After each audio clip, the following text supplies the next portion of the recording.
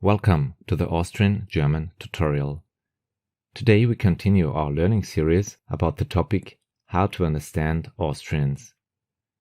In this video we take a look at the word and learn how to use it in several phrases. By the way, if you want to know more about a specific word or phrase in Austrian German, please let me know in the comments below.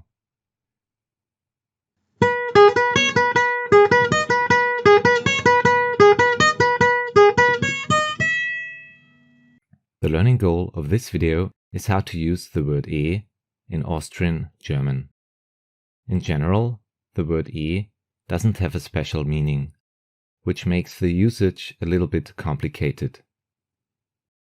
It is used in spoken form as well as in written form.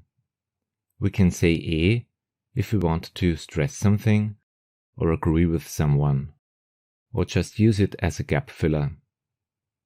Now let's take a look at some phrases with the word in Austrian German. In the last video, we've already talked about the phrase nae.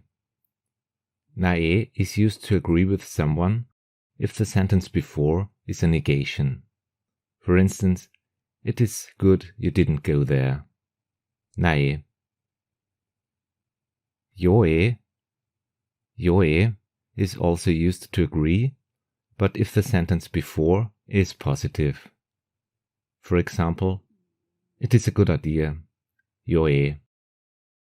A common phrase is passt. Passt. This means everything's alright. It's a bit like va bene in Italian. Passt. Ecloa. This phrase is used to say that something is crystal clear. It's clear. Ecloa. The next phrase is a bit complicated but typically Austrian. EIA.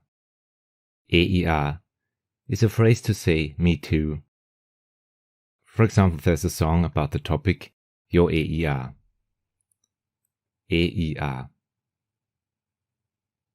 Geht's Geht's is a question which means should I help you?